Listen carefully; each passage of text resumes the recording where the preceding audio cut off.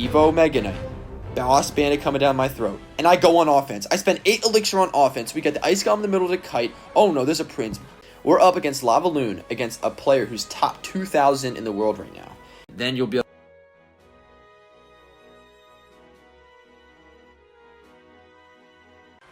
Hey, welcome everyone. I'm excited to show you this Egolem cycle deck that I created. It's just like 2.9 cycle, the deck that's been around forever. You know, it's got top finishes in the world, but this one has that evolved executioner replacing the Musk.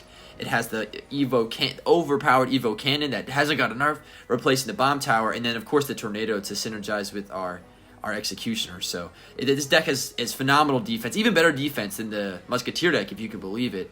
And then it also has some more dynamic offense, and I won't ruin it for you. I'll show you how that. I'll show you some of the new plays we can make with this deck now, once we get to it. But looks like we're up against. Yep, I was about to say we're up against the Egolem deck. This deck does phenomenal against Egolem. It does great against Beatdown, and it also does much better against Lavaloon. It does better against Graveyard. It does better against like Firecrackers and Princesses, Dark Goblins, Flying Machines. Like the cards that the Musketeer deck struggled against, this deck does well because it has a Tornado instead of a Snowball, and the Snowball struggles against Firecrackers. It's really not gonna get any value. But yeah, this deck does really well against decks like this and a lot of other matchups the other decks struggle with. Okay, we're checking out. Okay, yeah, this is a great. Oh my goodness. Yeah, okay, so we're still in mid ladder, but we'll get up in Ultimate Champion soon. But like we're still facing people who are doing things like that, and I got respect for you. But if you're making decisions like that, like this is a good chance to learn from it. For example, in this situation, we went for that balloon.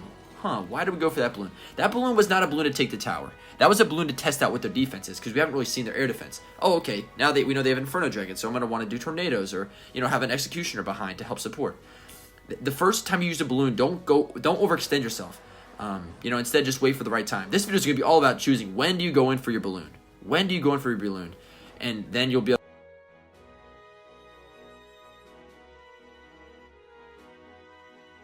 Well, speaking of when to go in, wow, that is some good timing. Right here, I'm going in for a balloon because their defensive troops that are going to take out my balloon are going to come across the bridge and die to my evolved executioner.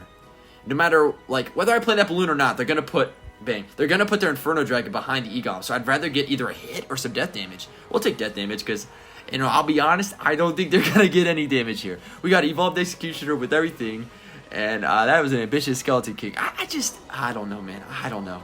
Yeah, I feel bad for this person. Are they gonna get damaged? Are they gonna get any damage? I don't. Oh my goodness. Well, they're not gonna get damaged. Oh, it gets worse. It gets worse. All right, y'all. Just remember, if you are patient and you just put a little pressure on, people will fold and they'll do goofy things like that. And I got no disrespect. I'm just saying. Oh yes, no disrespect, but it's just, oh, geez, man. It's just not going to work. So, all right, I'm thinking about putting my push on the right. Oh, geez. Oh, they're just giving it to me. So, there's so many things to talk about right now. There's so many great things happening. But I wanted to put my balloon on the right, but I'm like, the left side has the Executioner. And that's that extra play that you can play with the Tornado. Is with this, you almost have a Magic Archer in the Executioner where you can get that chip damage. There's 3 ways you get damage in this deck. 1, the balloon goes in with the miner and it just takes the tower, or the Ice Golem. Number 2, your miner gets chip damage and you get some balloon death damage here and there. And then 3, you can actually get damage with your Executioner doing Tornadoes. The Musketeer deck, in contrast, you can get damage with your Musketeer, but it's rare. And you definitely can't plan for it. With this one, you can strategically use a Tornado or not use a Tornado so that you're playing mind games with them, and it allows you to outplay opponents. Because that's what this deck is so great at, is you can consistently outplay people, even if they got skilled. Even if they have a better deck than you. So yeah, that was a clean win. I don't even know if they really touched our tower. And yeah, let's get on to the next one. Alrighty, here we are up against El Mágico. See what they're running. Oh, we got Dagger Duchess. Oh my goodness, a furnace. A furnace. Excuse me. Have you seen a furnace in 2025? If you have, drop a subscribe. No, I'm just joking. I actually don't really know what to do with furnace. Okay, well, all right. Well, the execution needs to be doing okay. Dagger Duchess. Yeah. Oh, that was a nice hit.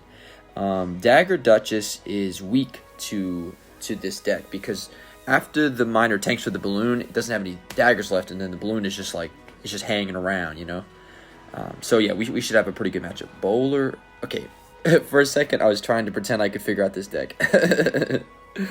Oh, have you seen this deck before? Oh, jeez. All right, so again, like the tip one from earlier is make sure you play passive with your balloon. Like, take your time with the loon. You know, you don't need to rush into something when you don't know what they got. A little. Oh. Okay, I'm excited. So here you go. This is why. Oh, a free spell. Oh, we're gonna take some damage here. I got very excited because that's. Oh, yikes! Well, okay. Well, the good news is here. You'll be able to get this ice calm down. You gotta defend as much tower as you can, because you just never know when you can make a comeback. You just never know. But yeah, I mean, especially against Graveyard. Like, right, we activated King Tower against Graveyard. This, you know what? How about this? If I can defend and win this game, you got to drop a subscribe. I'm sorry, you got to. I mean, we're down like, you know, what, 2,500. I don't think this person's got the skill though. So based on their deck, we'll see what we can do. But yeah, Graveyard against the activated King Tower is pretty bad. And because our tornado only hits once, you can activate King Tower really easily. So we're kind of chilling defensively. And honestly, the Dagger Duchess is weak offensively is weak to us. So we kind of are in an amazing position. You know, if our tower wasn't down 2,500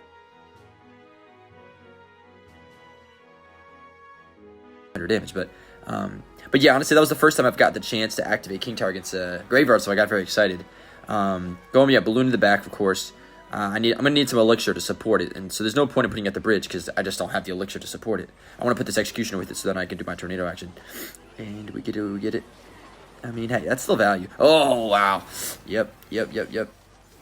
So you see how the daggers are gone now? Even from the balloon, you could still get value with your miner doing it. But yeah. Wasn't that a nice little bridge battle? Sometimes you can do these bridge battles with your Executioner. You just protect it. Because this deck has so many distraction cards, you know? It has, like, Skeletons. It has Bar Barrel. It has Ice Golem. And I mean, I'm just abusing the fact that they don't have any daggers, right? And I'm still doing my bridge battles. Oh, man. They caught on to my tricks. Alrighty, well, block the bridge. Make sure these Skeletons... Oh, yeah, that's my dog. His name's Barney. He's pretty cute. I'll have to show you all a picture sometime. But yeah, put some Skeletons down. Yeah, against Graveyard, of course, you want to block the bridge if you can, because then there's no tank, and you get to just go after the, your tower can just target everything. Especially when you only have 203 health left, and it's overtime. But yeah, this could be a nice pair. Well, let's see. What do they have? They have Little Prince. Oh, my memory is failing me. Do they have another air counter? I'm going mine in the middle. I'm going mine in the middle to try to they get the furnace. Okay, because they did the furnace down every single time. If we get that furnace down. Oh, baby. Yep. Oh. See, Balloon can't do that. And you know, there's something special here. This game's... Oh, a skeleton. Oh, pull out the cat. I mean, skeleton army. What are we... Oh, a furnace. They're just scrambling. They got nothing. I mean, also, why would you put the furnace there? But yes, come on now. Yeah. Do you believe in comebacks? Do you believe in miracles? Because, golly, we just got to... Man, that feels good. That feels real good. You can make comebacks with this deck. You can make comebacks. All right, we did our 2 live matches. Now we're going to do 2 replays where we can really focus on something I think y'all would really like to see. The first one here is going to be a matchup you're familiar with. The second one is I'm playing a top 2,000 player. And, you know, I bet you figured out the ending, but still, it was a very good match. You'll see how that goes. So, yeah, up here we're up against a common Bridgespam mid-ladder deck where you got Boss Bandit, Evo, Mega Knight, and Prince. You got 3 fast tanks that have abilities that make them run fast. You know, of course, activating King Tower is always going to be really important in these matchups because you need all the DPS you can get. We brought the miner to the King Tower. Usually they don't have a miner, to be honest with you. And so you're going to need to activate King Tower with that Mega Knight. Bang, bang, bang. So, you know, right on cue. That's why, you know, doing replays is nice because you can kind of scheme it up. So anyways, here we go. This is something I would recommend practicing with a friend because especially do it on like ×7 elixir because then you can just do it over and over and over again because it just takes repetition. There's no other way to learn other than repetition, and learning in the game is really hard. Alrighty, we got something for you here. Your turn. What are you going to do? Start in the back, start in the front. I'm actually not sure what to do here. My preference from experience is starting in the back because I don't know their whole deck, right? Like you can see their deck, but like I have no clue what they have. And if you just go in with like all 8 elixir, then you literally could just like, you know, minions are there and then they just throw Mega Knight at the bridge and you're dead. So I like starting with the balloon because then I can decide if I want to go in or not, right? Like I see, okay, Boss Bandit, Prince. I have an Evo.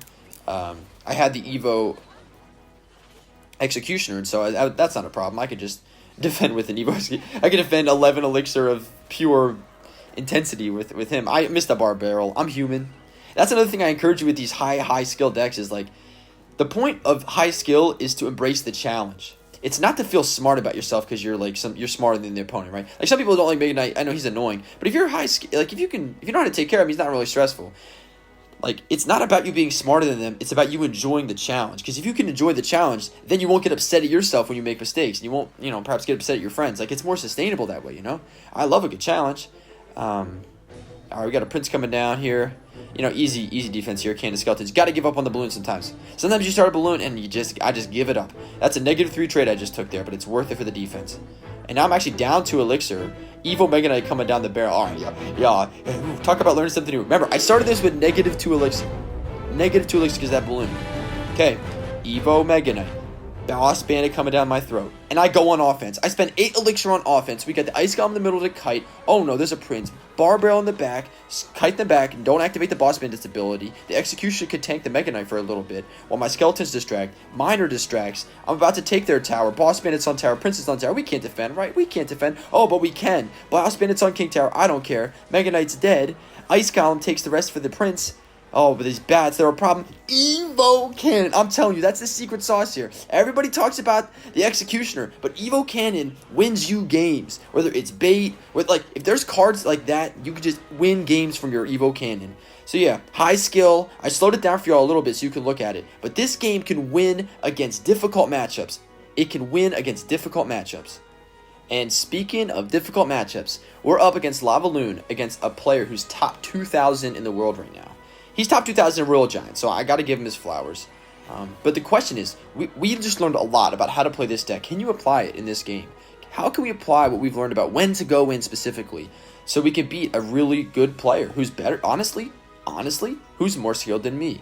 Can we do it with a strong deck? This Lavaloon deck used to be the nemesis of Balloon Cycle because they could just fireball zap your Musketeer. You can't fireball zap an Executioner, and not just that, Evo Executioner destroys Lavaloon. So this matchup is a great reason to run Executioner. If you hate losing to Lavaloon, try this out. We'll see what happens. I'm not saying I'm going to win this. We'll see, because this person certainly has more skill than me. They've reached higher accolades than me. But yeah, they went Lavaloon, so I went opposite lane. Actually, that was a mistake. It's better to go same lane, like I was saying earlier about beatdown, because then that Mega Minion will just go right into an Executioner and die, right? That was a mistake on my end. Fortunately, he put the balloon behind the Mega Minion because he didn't have an elixir. But if that went blue in front, ooh, I would have had to kite it. It would have been annoying. So yeah, I would definitely go same lane against beatdown, if like I was saying earlier. I missed a kite here. I made mistakes. We talk about it. I make mistakes. But you know who doesn't make mistakes? The Executioner. Oh my goodness. All reliable. He came right back. So he killed 7 elixir Lava Hound and, 2 elixir of what's it called? That's a 9 elixir. That's a +4 trade. And you know what a +4 trade equals? It equals 2 hits on the tower. Again, this game is all about elixir trades. Can you get an elixir trade? And the Executioner gets great elixir trades in this matchup. Now we're resetting. Bang. You see the Lavaloon. You know what time it is. Again, make him. This is a mistake. I really should go the same lane so that when the Mega Minion or whatever troop, Mega Minion, when that troop comes down, it will go same lane as me. But fortunately, honestly, we played some matches after this, and he kind of picked up on it, which is the reason I know it. But yeah, I think he probably regrets not getting his balloon in front of his Mega Minion more often, because it would probably enable him to get the Mega Minion would just get damage behind the balloon. I could kill the balloon, but I don't know if I can kill that Mega Minion. So yeah, another thing earlier, you saw the tornado from the balloon to the King Tower. You have to wait till the balloon hits your tower. There's no other option. If you go early, then it's just going to get like 2 hits on your tower. You have to wait for it to get 1. Oh, bang, we got a connection. That's exactly what we needed. So with that connection, and honestly, yeah, that's what we needed. We got the other side down too. So yeah, we just cooked a top 2,000 player. Albeit he's not running his main deck. I'll face him in Royal Giant sometime soon, hopefully, maybe the next video, but.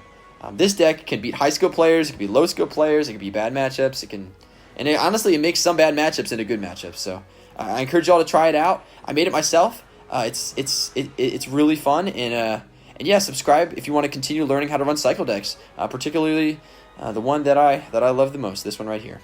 Alrighty, enjoy the rest of your day. Thanks for tuning in. I'll catch you later.